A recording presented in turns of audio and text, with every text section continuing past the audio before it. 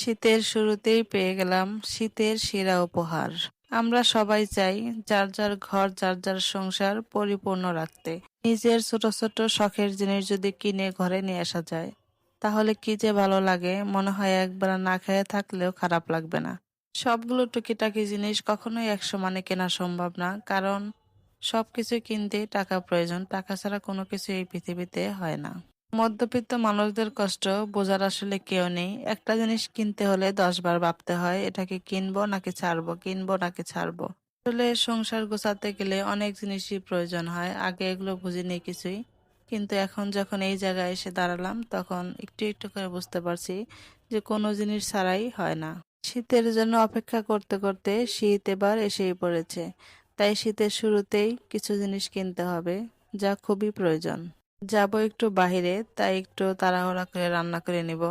এখানে এটা হচ্ছে পুঁটি মাছ, বড় বড় সরপুঁটি যেটা থাকে ওইটা। মাছটা আমি ভালোভাবে আগেই কেটে রাখছিলাম, এখন শুধু মশলা দিয়ে মাখিয়ে তারপর এটা রেখে দেব, তারপর এটা ভেজে নেব। মাছটা বেশ বড় বড়ই ছিল সাইজে, এর জন্য 2 টুকরা করে নিয়েছি। ভাজা মাছ ছোট ছোট হলে জানি কেমন লাগে, একটু বড় বড় পিস হলে খেতে ভালো লাগে।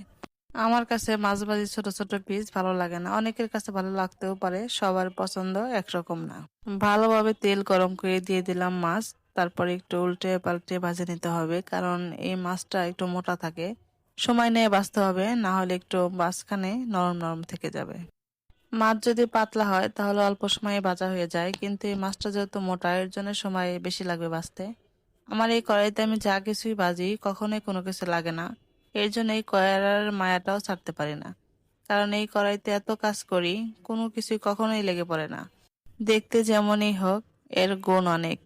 আমার মাছ ভাজা প্রায় হয়েই গেছে, আমি ভালোভাবে উল্টিয়ে পাল্টিয়ে ভেজে নিয়েছি। মাছটা ভাজা শেষ করে একটু পেঁয়াজ ভাজছি, কারণ পেঁয়াজ আর কাঁচামরিচ যদি মাছের ভিতরে না দিই তাহলে খেতে ভালো লাগবে না। পেঁয়াজ কাঁচামরিচ দিয়ে মাছটা পরে একটু নাড়াচাড়া করে নিয়েছি, তাতে পেঁয়াজের গ্রানটাও হবে এবং খেতেও ভালো লাগবে। খাওয়া দাওয়া শেষ করে যাব চলে বাহিরে। চলে আসলাম ঢাকা নিউ মার্কেটে। নিউ মার্কেটে বেশিরভাগ জিনিসই সুন্দর সুন্দর, কারণ নতুন নতুন কিছু জিনিস এখানে পাওয়া যায় যা অন্য কোথাও হয়তো পাওয়া যায় না। আগে নিউ মার্কেটে একটু দামটা কমই ছিল, কিন্তু ইদানিং নিউ মার্কেটে জিনিসের দাম অনেক বেড়ে গেছে, যা কেনা কষ্ট হয়ে যায়। আমরা যেহেতু কার্পেট কিনবো, চলে আসলাম বিশাল বড় একটা কার্পেটের দোকানে। এইখানে অনেক কার্পেট, অনেক পাপোশ আছে এবং সুন্দর সুন্দর কার্পেটগুলো। দোকানদার আমাদের একটা একটা করে দেখাইতেছিল পছন্দ হয় কিনা। উনি অনেকগুলো কার্পেট বের করেছে, বের করার পর আমি ওনাকে নিষেধ করেছি আর বের করতে হবে না, কারণ কার্পেট বের করাটা কষ্ট। ওই লোকটা যে কষ্ট করে কার্পেট বের করতেছিল আমি দেখতেছিলাম, কার্পেটগুলো বেশ ভারী, একটা নড়াচড়া করাও কষ্ট, তারপরে উনি 5-6টা কার্পেট বের করেছে। এই দোকানে এত কার্পেট দেখে মাথায় ঘুরে গেল, কোনটা রেখে কোনটা পছন্দ করব। কিন্তু কার্পেটগুলো ভীষণ সুন্দর, যেগুলো বের করেছে প্রত্যেকটা কার্পেটই সুন্দর। আগে বলেছিলাম যে যে কার্পেটই বের করেন খয়েরি থাকতে হবে, কারণ হচ্ছে বাসায় ছোট বাচ্চা কাচ্চা থাকলে তাড়াতাড়ি নোংরা করে ফেলে। খয়েরি কালারটা একটু নোংরা করলেও দেখা কম যায়, আর যদি হালকা কালার হয় তাহলে তো 2 দিন গেলেই ওটা ধুইতে হবে। কার্পেট প্রতিদিন ধোয়া কখনোই সম্ভব না, এর জন্য একটু ডিপ কালার চাইছিলাম, উনি দিয়েছে, পছন্দ হয়েছে। একটা কার্পেট ওখান থেকে নিয়ে নিলাম। এই দোকানে অনেক কার্পেট আছে, অনেক পাপোশ আছে যা দেখলেই পছন্দ হয়ে যাবে। এই যে এই পাপোশগুলো দেখতে এত সুন্দর লাগে, কিন্তু কিছুদিন গেলে উপরের যে একটা চামড়ার মতো এই ডিজাইনটি উঠে যায়, পরে বের হয় কালো একটা অংশ, এর জন্য ভালো লাগে না। কেনাকাটা শেষ করে বাসায় চলে আসলাম। এখন দেখি কার্পেটের কি অবস্থা।